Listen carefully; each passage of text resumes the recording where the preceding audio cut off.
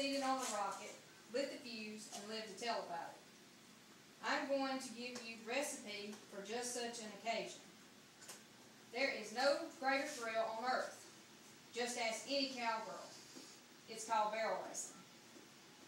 Barrel racing is an event that requires 3 barrels to be placed in a triangle shape with 120 feet between each barrel in an arena.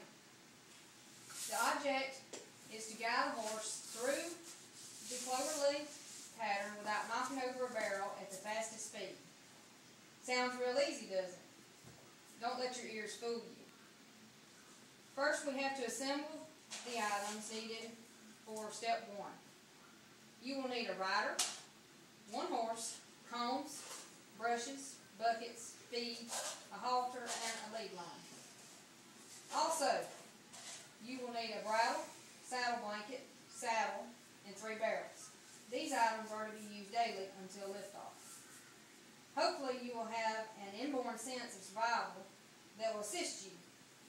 This sport is not for the faint of heart, and let's face it, we don't want to light the fuse until we are ready to survive the trip. Many cowgirls have tried the rocket ride only to find themselves face down in the dirt with old Dynamite standing over them looking like an innocent angel. Each morning, you will arise early. Go to the barn to begin step 2. After feeding, grooming, and making your Dynamite feel special, you will lead him out to an exercise pen to turn him loose for some downtime. Never mind the pains in your arms and your shoulders from the grooming, as these pains will soon be forgotten as you enter step 3, known as cleaning the stall. This has to be done daily and is to be looked on as flushing the toilet. For this adventure, you will need a shovel, rake, muck bucket, and a strong back. See, I told you. You would forget the pains in your arms, shoulders, once the backache kicks in.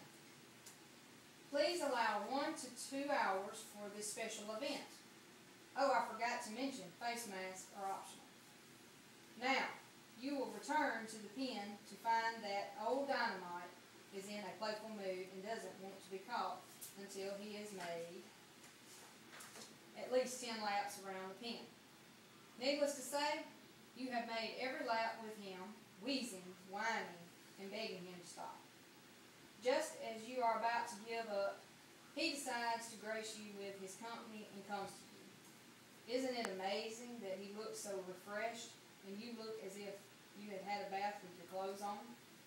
Step 4 consists of taking him to a cross tie and beginning again to pull out the grooming equipment to remove the sand he rolled in from head to hoof before you can saddle up. Upon completion, you now apply the blanket, saddle, and bridle, making sure to inspect each item. Believe me, you don't want to get in the middle of a barrel race and find you have faulty equipment. You can meet the ground up real close and personal if something breaks. Step 5 is called daily exercise. Sometimes you will find that as with a temperamental athlete, good old Dynamite isn't in the mood to practice at all times. Sometimes your backside feels a little abused.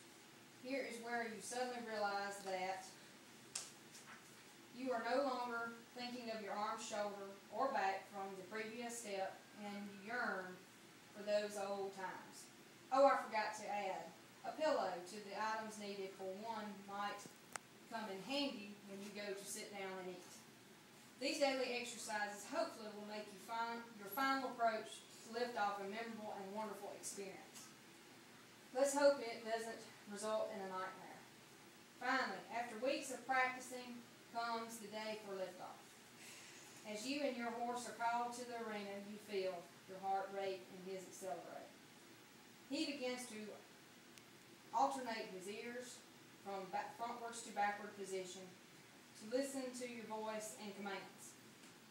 His body muscles tenses and he begins to tug on the reins in anticipation of the race. Congratulations, you have just lit the fuse.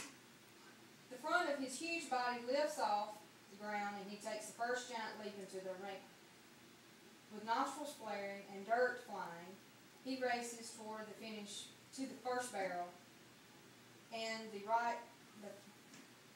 races toward the first barrel and first right hand turn.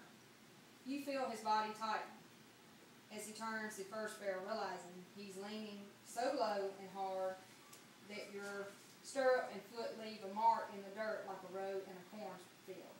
He then plunges toward the second barrel, throwing you and your saddle backward to make a left-hand turn. At a breakneck speed, he continues. On the third barrel, leans in low, and with the agility of a ballet dancer, turns to the left and heads for the finish line. The third and final booster rocket kicks in. You scramble in the saddle to position yourself to help him gather strength for a final approach to the finish. The wind causes tears to run down your face and your vision blurs. This is when you know you are completely in his control and hope his automatic pilot kicks in. As you cross the finish line, you realize the adrenaline in your body has begun to ebb and you reach over to pat his graceful neck. This is when you really appreciate the magnificent animal for a job well done and thank God for putting him on earth. Then, as you look up at the clock at a winning time, you know the recipe has mixed well and forgot all the aches and pains you acquired along the way. From liftoff to finish line, the time only lasts from 14 to 15 seconds. But, as any barrel racer will tell you, it's all worth it, for you never know if the mixing and stirring might result in a world champion pair designated to go down in the record books in the Cowgirl Hall of Fame. Thank you.